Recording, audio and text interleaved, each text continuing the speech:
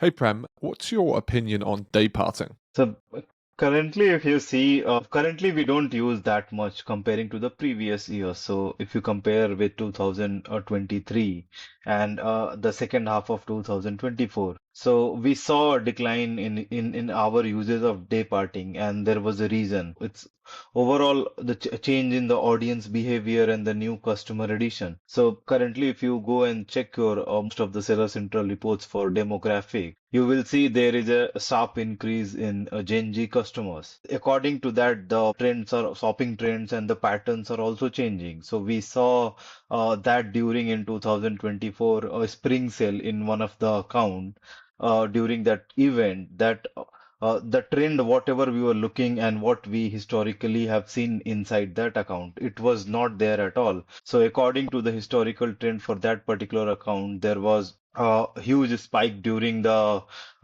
from 9 a.m. till 9 p.m.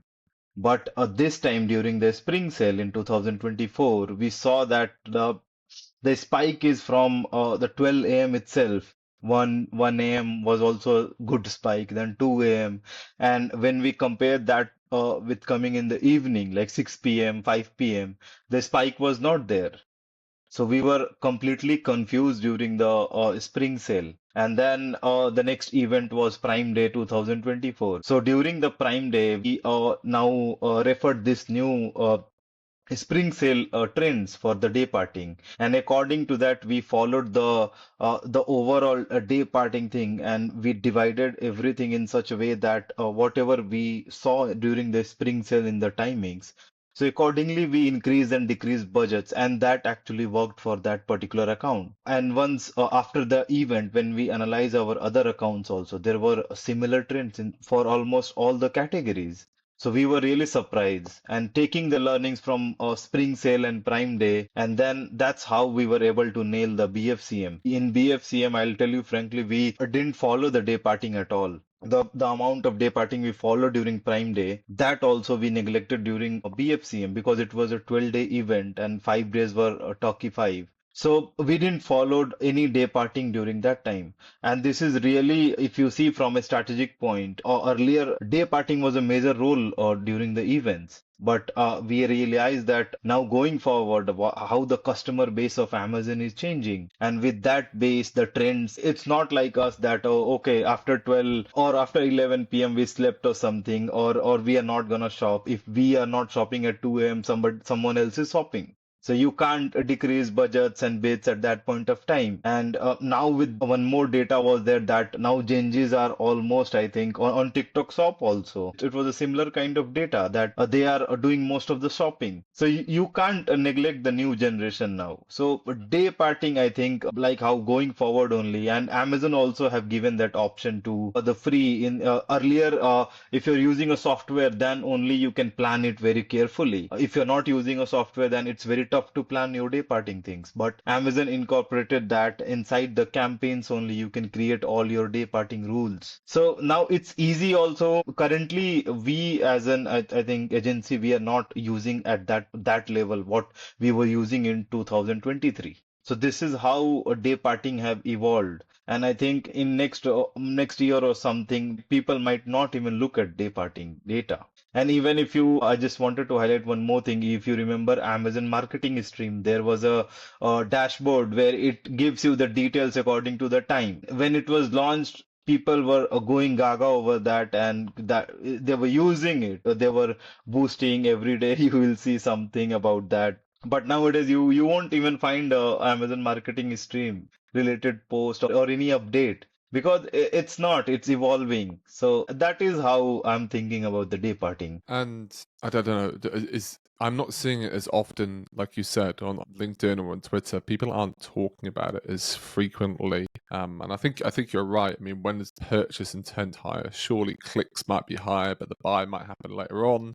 It's very difficult to base it on your own shopping behavior because summer morning, my wife, she will sit there sometimes at midnight and be buying items on a sudden spree. But that doesn't mean she's always going to shop at midnight for those items. Yeah. It could be at other times of the day. So what's the strategy then? Like, when would you be? Obviously, you don't want to. Himanshu talked about this the other day of not wanting to adjust bids all the time. which a lot of tools do. So how are you thinking about your strategy throughout the day? Are you going back to we adjust every 2, 3 days?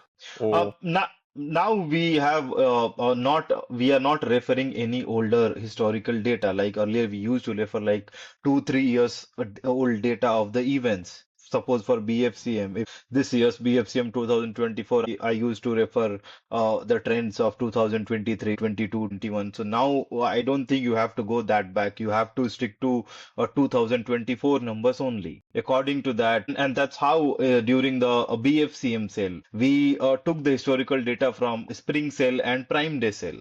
And then we applied that on BFCM, and then so that what worked. what did that look like physically? So you were logging on each day and there was more of a manual interaction going on. What's physically happening there? What are the account managers doing? During the event, I'll give you because we mostly try to depict departing during that. That during the event, I think every hour we are seeing what is the trend. We are trying to analyze by hour and hour. So suppose at 9 p.m. it have started and 10, 10, 11 there is a decline on the first day of the sale. So I know that 9 and 10 will be again. For tomorrow, I'm prepared for the next day of the sale. So accordingly, we are planning. So hour by hour. So we are tracking the account for whole. Suppose it's a 2 day event, then whole 48 hours we are tracking. How's the trend? First 24 hours are really important, and then accordingly, we are planning the next 24 hours. And I guess you're factoring in,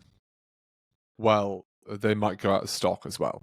And I think that's where the Yeah. human in the room is useful of going, I don't care that the traffic is surging or the cost per click is low, because what I'm actually worried about is stock issues, and you're weighting all of that into it, right? Yeah, with stock issue, I think it's a whole different scenario nowadays. If you are out of stock, then there is no use of advertising, whether it's an event or Mm. not. So we recently saw with that with one of our client that their peak period was Jan after the Boxing Day. Their peak period it starts after the Boxing Day because people give those kind of products and then people buy accessories from them.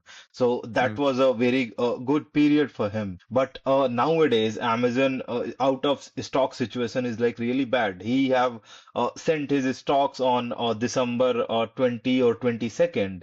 Still, it's in inbound only. It's either in reserved, either in inbound, and we are at like January 13, and he missed the whole window of 20 to 25 days. So he was also saying that it's taking like 1 month or something for the stocks. If you're out of stock, then there is no need for advertising. Yeah, I mean, it comes back to the mountain strategy, an operational base. If you can try and Yeah, stay in stock for as and much as Amazon possible. also for the inbound inventory, they are showing the extended date like 10 days a delivery. If you're ordering on Jan 1, delivery will be Jan 10th. And people are not, customers are not ready to buy with that kind of a delivery window. And obviously the conversion rate's then going to be Yeah, impacted, but you're still able to drive ads because yes. technically it's in stock, but your conversion rate drops off a cliff, so your ad performance goes down. Yes, yes, profits and everything is going down. The Mm. cost and we can control all those things for a short time, but conversion rates and everything will be dropped. And in terms of if we're looking to manually, obviously we've got Amazon's tools. Like, how comprehensive are Amazon's tools now at increasing and decreasing bids on a time based thing? What does that look like? Yeah, yeah. So they have this budget rule, and inside there is clearly a time category windows are available. Whatever that from this time to this time you want to increase, or from how much your but you can increase your budget bits, and so those options are already available at per campaign levels. So you can utilize that at your campaigns. So from Amazon side, I think tools are sufficient for day parting related activities. Um, And also they are giving this cost control feature in most of the campaigns where they are controlling the bidding and all. So people are during the events, even we were experimenting with that, whether it is working or not. So multiple tools and options Amazon is giving you. Brilliant. I mean, it seems to me like the surge in software coming out and saying we can help you day parting isn't necessarily a real benefit from software anymore if Amazon can handle most of it and the behavior is very difficult to predict. Yeah, I don't think earlier it was useful. Okay, before 2020, 2024, it was very useful to plan and analyze the trends. So nowadays, I don't think you need a day parting tool. Hmm. Well, you just see, I mean, do you think it'll eventually get there where it will work backwards like it does on Facebook ads? It works backwards with the acquisition cost you're looking to pay, your maximum acquisition cost. I was chatting to the brother about this, and you basically go like, this is my max that I'm willing to pay to acquire a customer. It's £10, $10. And it will figure it out itself. Should I be pushing harder now, or should I not push harder now? Should I just constantly experimenting on your behalf? Yeah, And your yeah, role essentially becomes creative driven because that's what he's exactly. saying now. He goes, meta ads are actually quite simple once you've got a good framework set up. The algorithm takes over and it's going to try and find you as much traffic as possible up to that customer acquisition cost. And his role as an advertiser is creative and to create 30 to 40 new item pieces of creative each month so old creative doesn't get tired. Do you think Amazon will eventually go in that direction, bearing in mind that Yeah, I Meta think is obviously. cost control feature is already in that direction. It even in category targeting campaigns, it adds the categories also. You don't have to do anything in those campaigns. So it will But is automatically, it has it got a limit on to look at the maximum you're willing to pay to acquire a customer? So yeah, it's factoring all the sales that are happening as well, or is it not factoring sales yet? it's really new. It's in beta. You have the limit for acquisition, like you have the option like cost to order, whatever you want to give a number up to $10, $5, so all you can give. But it's not as smart as Meta ads. But I do see that that's where it's going to go. There would make no sense Yeah. why they wouldn't emulate what's working really well with Meta, because for an advertiser, you're spending, up to 100K a month on that is a decent amount of spend, but it's all getting managed by one person simply without taking over his whole life with that. And I think that is quite interesting because we see so much resource having to go into Amazon now to manage bigger accounts. But actually, with Meta, it's all the resources just going into creative testing. And I foresee it going the same way with Amazon. Yeah, for creative also you have the Amazon's own AI. So Hmm. To be, yeah, I'm not sure about that. From what I've seen so yeah, far, I'm not sure. I posted this the other day. I'm not sure why you would use Amazon's AI to create your images because everything comes back to that image performing as well as possible or video performing as well as possible to get you clicks, to get you conversions. So if you're going to spend 100 grand a month driving traffic to your pages, do you not want that creative all to be aligned with your brand and as top performing as possible? Sure, it can generate some random ideas that you might have never guessed would work, but I just don't feel the cost of creative now is going to come down and down and down. Agencies should be charging less and less money over time because their ability to create mass, we create 6,000 plus images for one client in 80 hours within our creative team. So the cost per design is going to be coming down. I just don't know why you would be using Amazon's, because it's just dropping an image on top of another image. It's just not worth it. There's no real benefit in my opinion. exactly. I think lifestyle images, whatever we use in SB campaigns, I think if it's not AI generated, and we also, I think, tested with the AI that if we can create a video or not, or an image or not, and which was if you compare with the normal image and then a AI one, there is always a big difference, and we have Mm. seen that CTR on AI image is not good comparing to the lifestyle images. Yeah, exactly. I think a split testing will win this. I think there's going to be a lot of tools that are being born out of the back of this AI era where they're looking to create the best lifestyle images. Whether or not Yeah. Amazon wins that, I'm not sure, to be fair. Maybe. And because it's already plugged in, brilliant. But I always come back to the fact of designers want to work in the system they're already working in, which is Figma or Canva. And Figma will work on getting AI and lifestyle images within their app.